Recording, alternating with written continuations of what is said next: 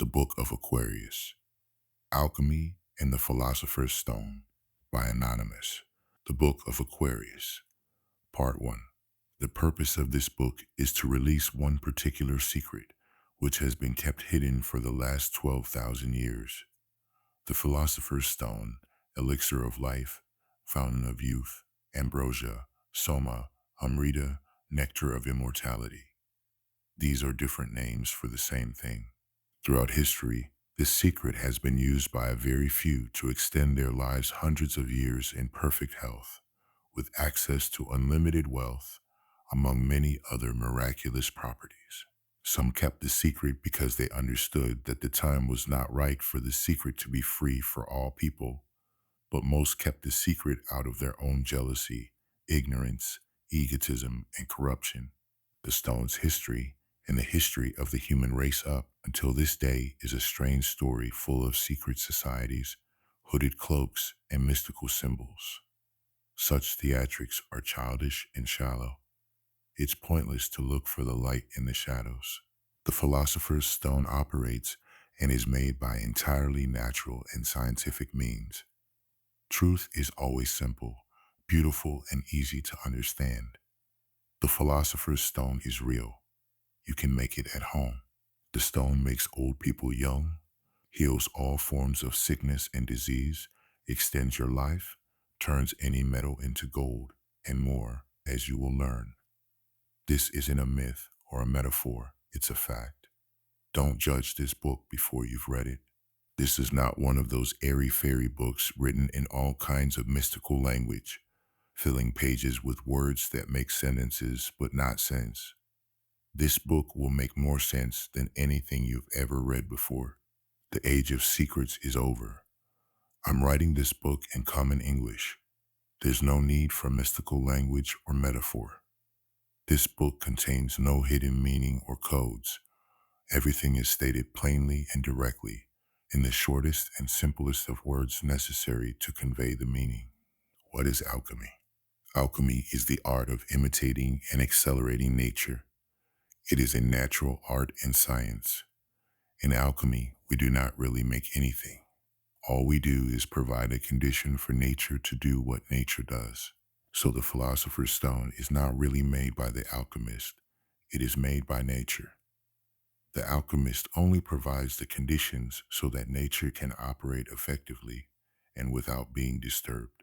Many sages, scholars, and learned men have in all ages, and according to Hermes, even so early as the days before the flood, written much concerning the preparation of the philosopher's stone, and if their books could be understood without a knowledge of the living processes of nature, one might almost say that they are calculated to supersede the study of the real world around us. But though they never departed from the simple ways of nature, they have something to teach us, which we, in these more sophisticated times, still need to learn, because we have applied ourselves to what are regarded as the more advanced branches of knowledge, and despise the study of so simple a thing as natural generation. Hence we pay more heed to impossible things than to those objects which are broadly exhibited before our very eyes. We excel more in subtle speculations than in a sober study of nature and of the meaning of the sages. It is one of the most remarkable features of human nature that we neglect those things which seem familiar and are eager for new and strange information. The workman who has attained the highest degree of excellence in his art neglects it and applies himself to something else, or else abuses his knowledge. Our longing for an increase of knowledge urges us ever onward towards some final goal, in which we imagine that we shall find full rest and satisfaction. Nature, then, is one true, simple, self-contained, created by God and informed with a certain universal spirit. Its end and origin are God. Its unity is also found in God, because God made all things. Nature is the one source of all things, nor is anything in the world outside nature or contrary to nature. If art would produce any solid and permanent effect, it must follow in the footsteps of nature and be guided by her methods. It must trust itself to the guidance of nature as far as nature will lead, and go beyond her by still adhering to her rules. Now in our art, you should closely imitate these natural processes. There should be the central heat, the change of the water into air, the driving upward of the air, its diffusion through the pores of the earth, its reappearance as condensed but volatilized water. The New Chemical Light by Michael Sendivogius, 17th century. Nature, says Florus, is one, and if any man strays away from her guidance, he mars his labor. In changing the base metals into gold and silver by the projection of the stone, it follows by an accelerated process the method of nature, and therefore is natural. The fact is that, in producing gold, the art of alchemy does not pretend to imitate in the whole work of nature. It does not create metals or even develop them out of the metallic first substance. It only takes up the unfinished handiwork of nature, that is, the imperfect metals, and completes it transmutes metals into gold. The New Pearl of Great Price by Peter Bonus, 1338 ad.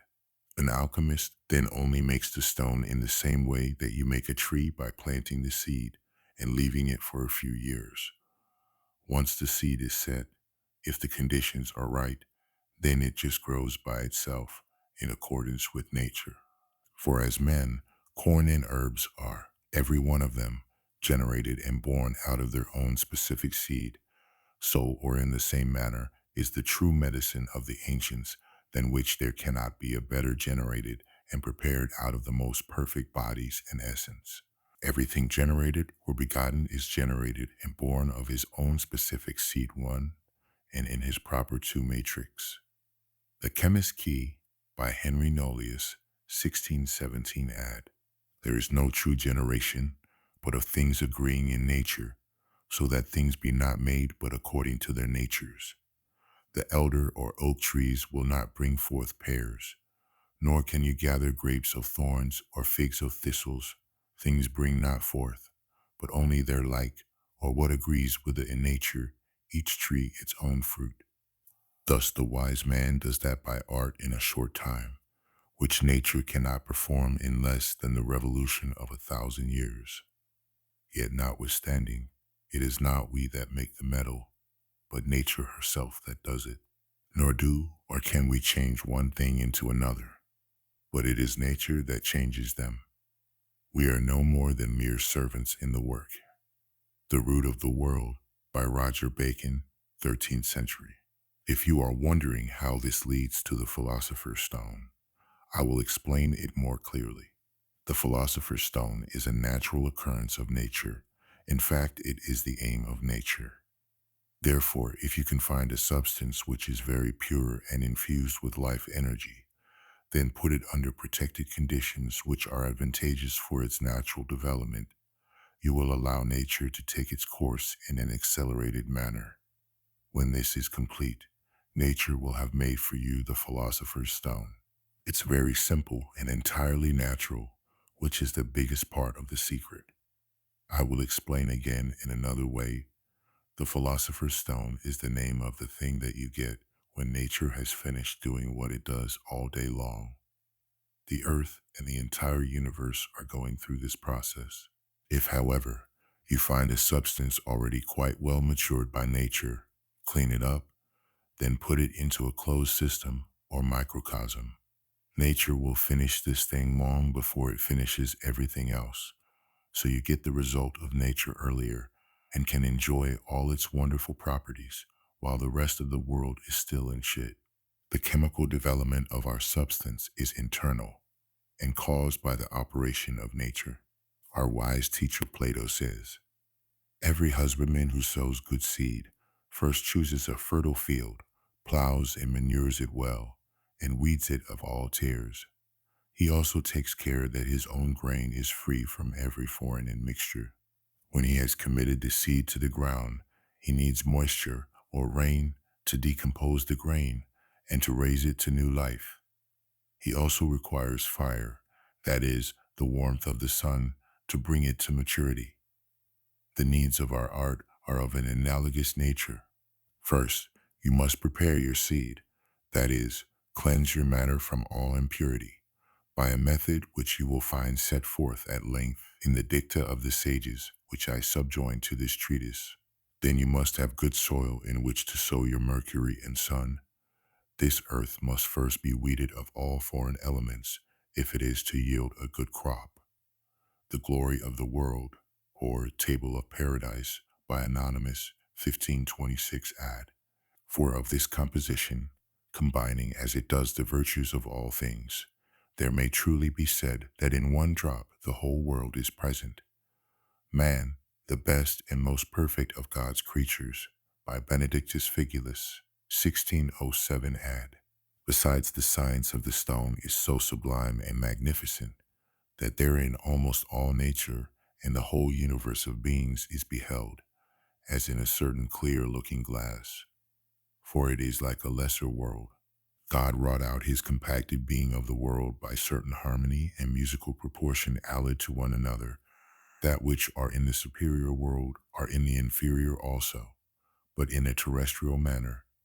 That which likeness are in the inferiors may also be seen in the superiors, in a celestial manner indeed, and according to the cause.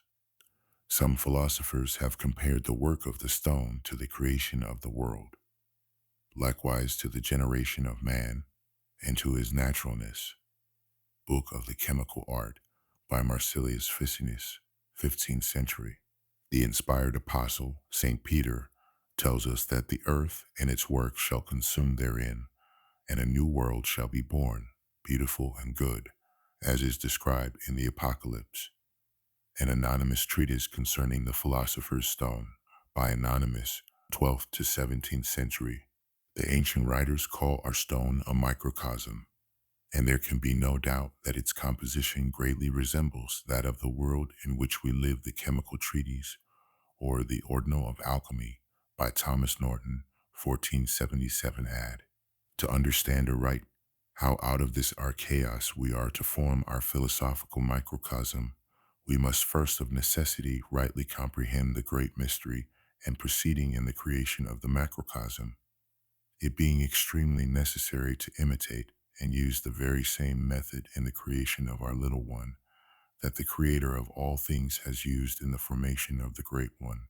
Aphorisms of Herbigerus, by Barrow Herbigerus, 1690 ad. This water cannot be prepared using strange methods in the world, but rather it can only be prepared using natural means, together with nature and from nature. These words are bright and clear to those who understand a magnificent and select tract on philosophical water, by Anonymous, 13th to 17th century. Alchemy is therefore the art of the microcosm and the acceleration of nature through the microcosm. There is only one method for the entire work. We only do one thing, and that is to allow nature to take its course.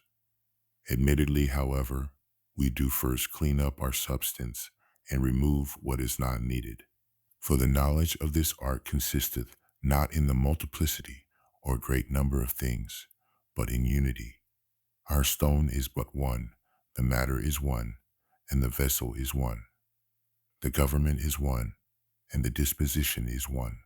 The whole art and work thereof is one, and begins in one manner, and in one manner it is finished.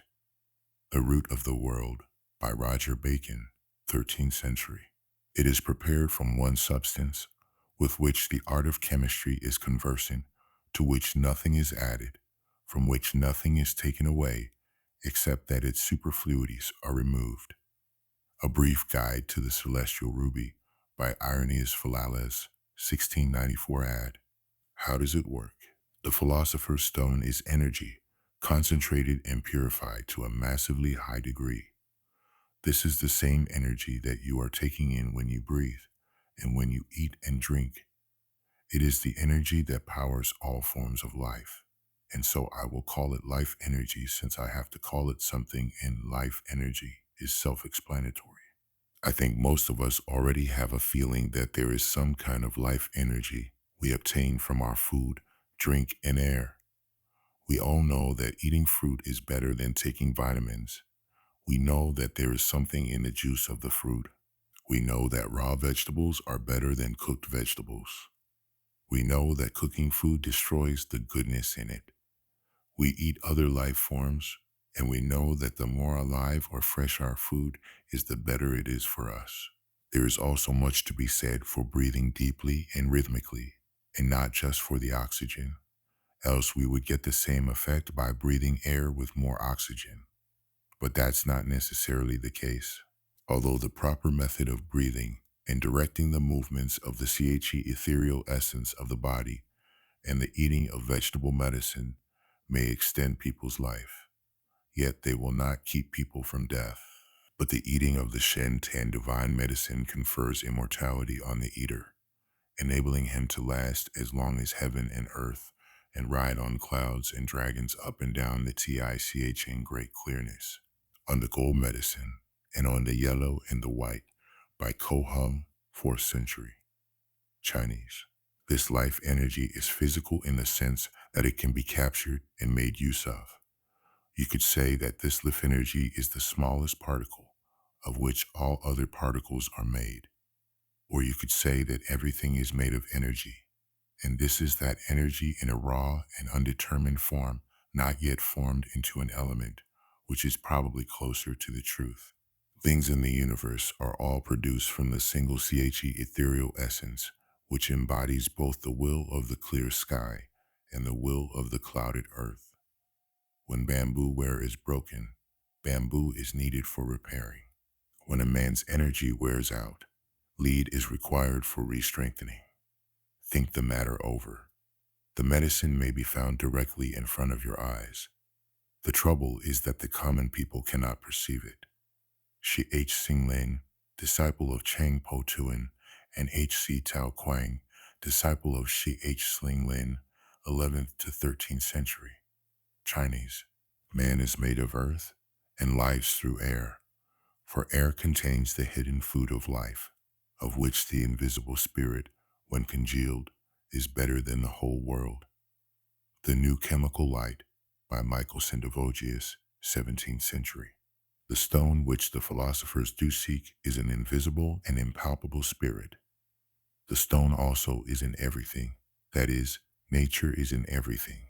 And because nature has in itself all names, and nature is all the world, therefore the stone has many names and is said to be in everything.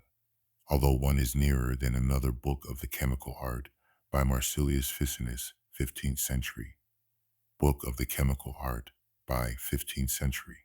Everything conferring the virtue of stability and permanence necessarily possesses this virtue itself. A golden and blessed casket of nature's marvels by Benedictus Figulus, 1607 ad. Thus the power of growth that I speak of is imparted not by the earth, but by the life-giving spirit that is in it. If the earth were deserted by this spirit, it would be dead and no longer able to afford nourishment to anything. Know then, gentle reader, that life is the only true spirit, the 12 keys, by Basilius Valentinus, 15th century. 5. The powers of the stone. I will here explain a few of the many possible uses of the philosopher's stone. The possibilities for its use are vast and beyond the imagination of a regular person. However, I will outline the traditional uses. There are two forms of the philosopher's stone, the white stone and the red stone. The white stone transmutes any metal into silver. The red stone is the more powerful and more well-known and transmutes any metal into gold. Furthermore, know that the making of gold and silver were considered the least desirable effects of the stone. The effects on body and mind have always considered to be worth so much more than the money.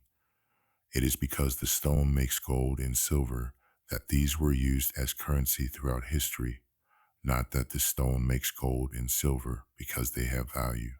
Let not him who desires this knowledge for the purpose of procuring wealth and pleasure think that he will ever attain to it. Those, therefore, that desire this art as a means of procuring temporal honor, pleasure, and wealth are the most foolish of men, and they can never obtain that which they seek at so great an expense of money, time, and trouble, and which fills their hearts, their minds, and all their thoughts. For this reason, the sages have expressed a profound contempt for worldly wealth, not as though it were in itself a bad thing, seeing that it is highly commended in Holy Scripture as an excellent gift of God, but because of its vile abuse. They despised it because it seemed to hinder men from following the good and the true, and to introduce a mischievous confusion into their conceptions of right and wrong. The Sophic Hydrolith, or Water Stone of the Wise, by Anonymous, 17th century. But now concerning and chiefly in this our age, the ungodly and accursed gold making, which hath gotten so much the upper hand, whereby under color of it, many renegades and roguish people do use great villainies, and cozen and abuse the credit which is given them. Yea, nowadays, men of discretion do hold the transmutation of metals to be the highest point, and stratagem in philosophy. This is all their intent and desire, and that God would be most esteemed by them, and honored, which could make great store of gold, and in abundance, the which with unpremeditated prayers they hope to attain of the all-knowing God, and searcher of all hearts. We therefore do by these presents publicly testify that the true philosophers are far of another mind, esteeming little the making of gold, which is but a paragon, for besides that they have 1,000 better things. Fama Fraternitatis by the Rosicrucians, 1614 add, if you do not yet understand how and why the stone works, what the active principle is, then this will all sound unbelievable. But once you understand that this stone is simply a concentrated and highly developed form of energy, which is the true nourishment of all things that grow, animals, plants, minerals, etc., then you will not only understand how the stone can perform such a wide range of miracles, but also be able to think up further uses. I will begin with a long quote, which sums up the traditional uses quite well. Then I will continue with a detailed list of uses frequently mentioned in the alchemical literature. I will end with another quote revealing wider and less mentioned uses. In its first state, it appears as an impure earthly body, full of imperfections. It then has an earthly nature, healing all sickness and wounds in the bowels of man, producing good and consuming proud flesh, expelling all stench, and healing generally, inwardly and outwardly. In its second nature, it appears as a watery body, somewhat more beautiful than before, because although still having its corruptions, its virtue is greater. It is much nearer the truth and more effective in works. In this form, it cures cold and hot fevers, and is as specific against poisons, which it drives from heart and lungs, healing the same when injured or wounded, purifying the blood, and taken 3 times a day, is of great comfort in all diseases. But in its third nature it appears as an aerial body, of an oily nature, almost freed from all imperfections, in which form it does many wondrous works, producing beauty and strength of body, and a small quantity being taken in the food preventing melancholy and heating of the gall, increasing the quantity of the blood and seed, so that frequent bleeding becomes necessary. It expands the blood vessels, cures withered limbs, restores strength to the sight, in growing persons removes what is superfluous and makes good defects in the limbs. In its fourth nature it appears in a fiery form, not quite freed from all imperfections, still somewhat watery and not dried enough, wherein it has many virtues, making the old young and reviving those at the point of death. For if to such an one there be given in wine a barleycorn's weight of this fire, so that it reach the stomach, it goes to his heart, renewing him at once, driving away all previous moisture and poison, and restoring the natural heat of the liver. Given in small doses to old people, it removes the diseases of age, giving the old young hearts and bodies. Hence it is called the elixir of life.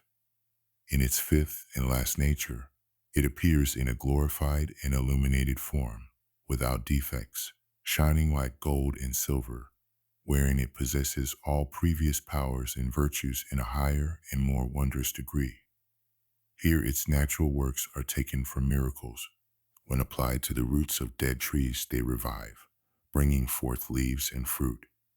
A lamp, the oil of which is mingled with this spirit, continues to burn forever without diminution.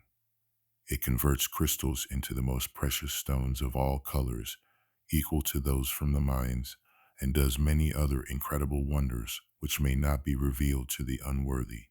For it heals all dead and living bodies without other medicine. The Book of the Revelation of Hermes by Theophrastus Paracelsus, 16th century. Use 1. A universal medicine for the body. The red stone is much more powerful than the white stone. A single dose can have a large effect, depending on the strength of the stone and whether it be white or red. However, for a lasting effect, the stone should be ingested eaten daily, else your body and mind will begin deteriorating again. If ingested, it will cure all disease, and in higher concentrations will make an old person healthy and fitter than they were even in their youth. If taken suddenly in high concentration, the body will purge itself of everything unnecessary, which may result in going through a shocking transformation over a couple of weeks, with one's skin peeling off, hair and teeth falling out, then growing back in prime condition. Taken regularly in high concentration, it will be unnecessary to eat, drink, or even breathe. Although these may be done anyway, the body will never grow old. You will heal from wounds extremely quickly and be unaffected by heat and cold. Prepared as medicine and sweet food, when taken into the mouth, it may immediately penetrate the human frame, greatly holding to itself every fleshly thing, increasing, restoring, and nourishing the incorrupt virtue and spirit of life, digesting the crude and undigested, removing the superfluous, making natural water abound, and augmenting, comforting, and inflaming natural heat or fire. The above will be the duty of the true physician and sane philosopher. For thus will he be able to preserve our body from corruption, to retard old age, retain florid youth in full vigor, and if possible, to perpetuate it, at least to preserve it from death and destruction. Man, the best and most perfect of God's creatures, by Benedictus Figulus, 1607, add for a month every day, let there be taken of this blessed powder, the quantity of a grain of mustard seed, in white wine or in any other liquor, early in the morning.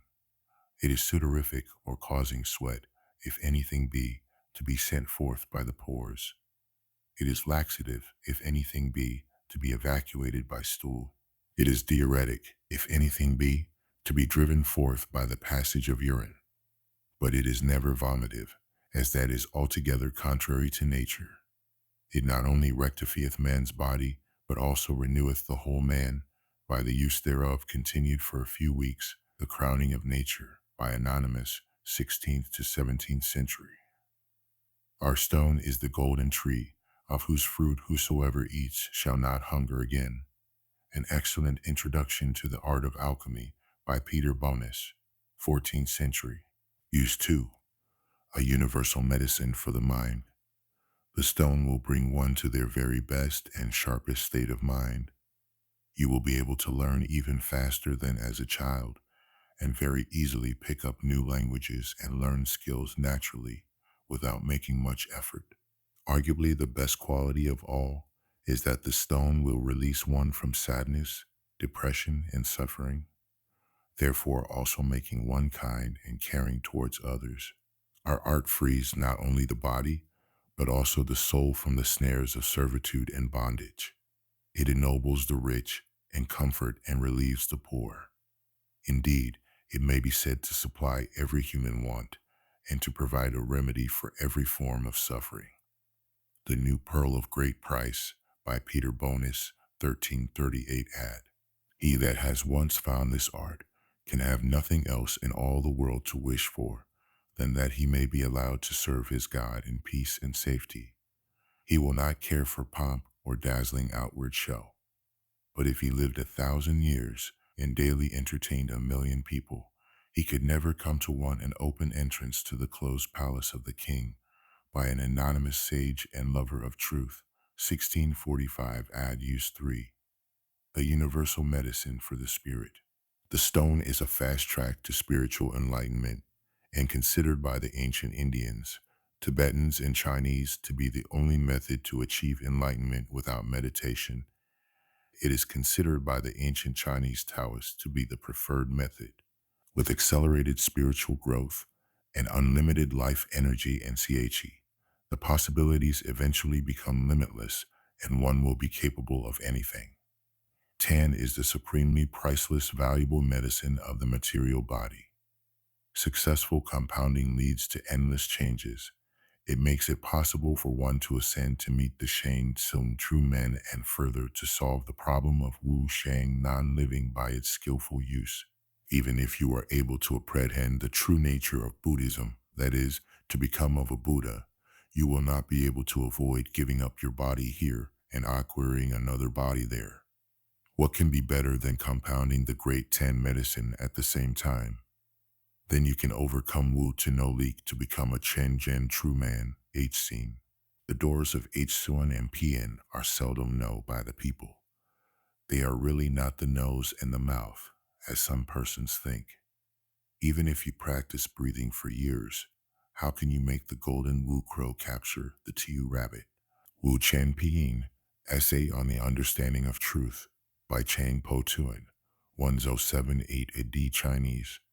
Whoever eats any of the medicines may rise on high or stay in this world AC according to his desire. On the gold medicine and on the yellow and the white by Ko Hung, 4th century. Chinese use 4. A universal medicine for plants.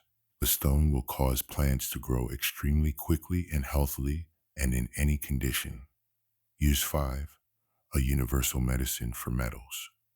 The stone allows any metal to be transmuted into silver with the white stone or gold with the red stone.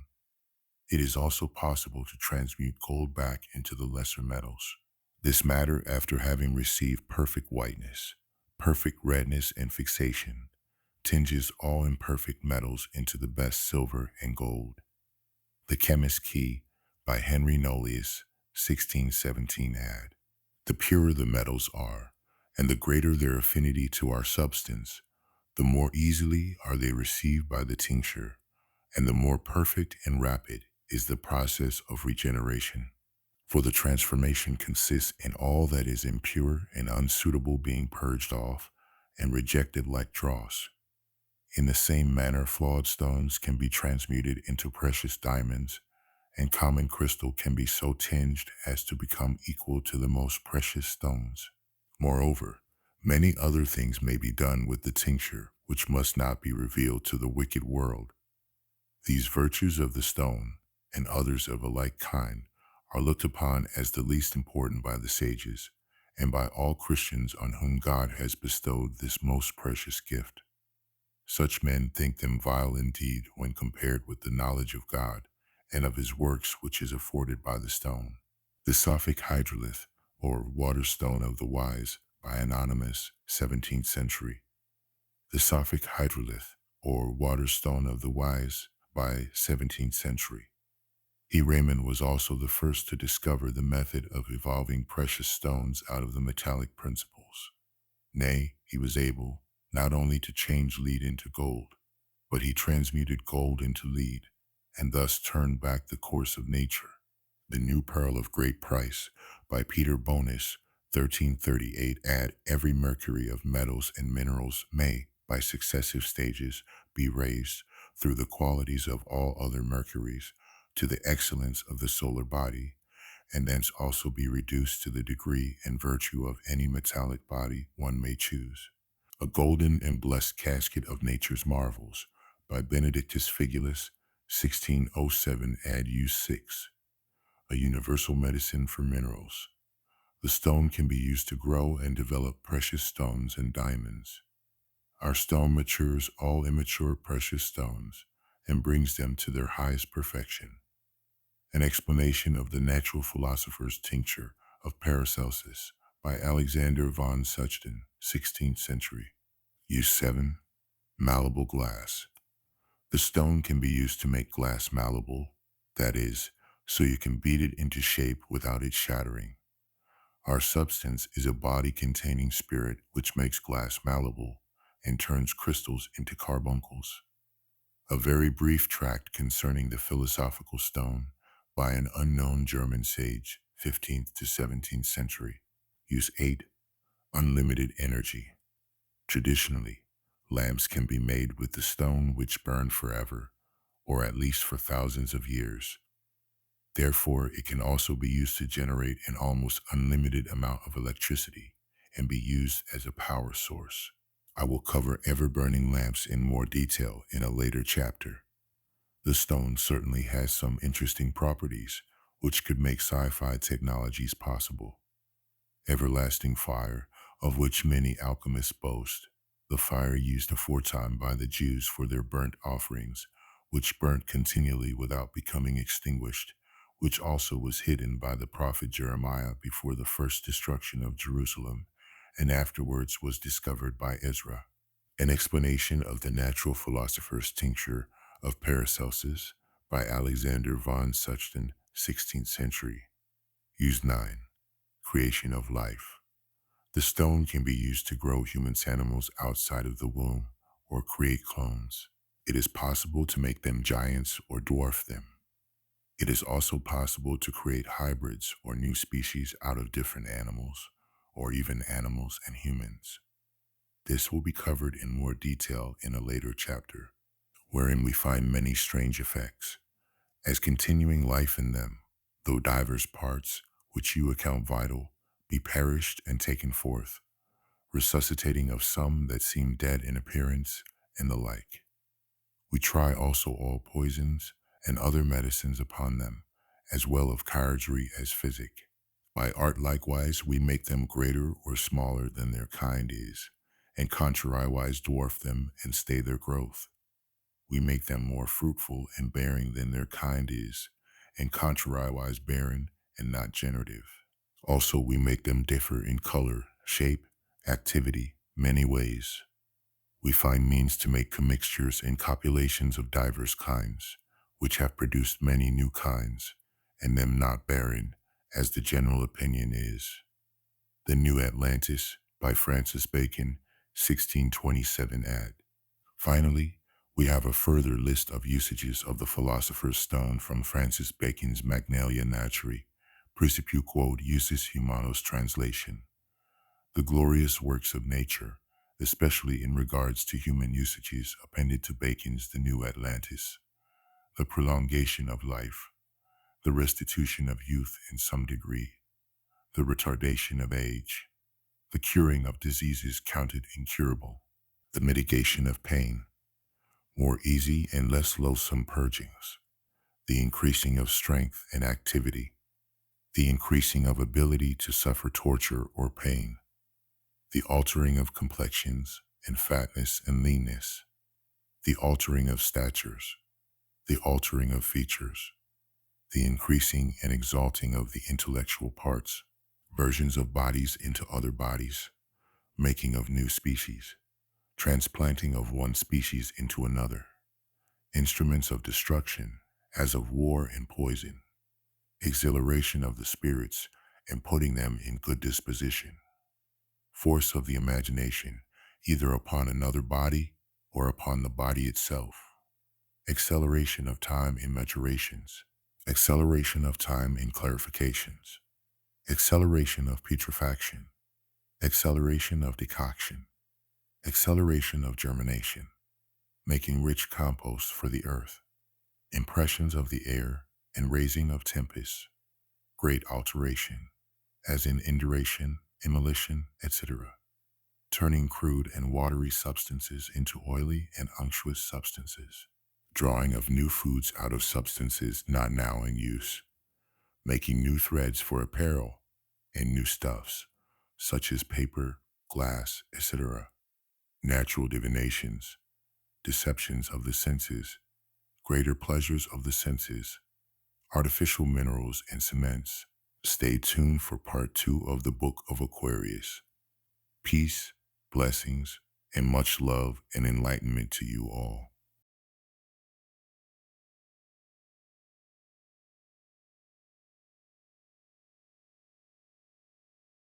On Earth, there was once a people who held the knowledge of the universe across space and time. They were the Israelites. Over time, their wisdom was scattered among all nations, with each taking a piece. In the end, this left them destitute. Now, listen to this profound wisdom passed down through great works, presented in your voice, from your own perspective, from the perspective of the Israelites themselves. For early access to chapters and full audiobooks, consider becoming a member. For just $10 per month, you can unlock exclusive access to this priceless wisdom, once stolen from our ancestors. Hear their voices through your own as you join us on this journey of discovery and reclamation.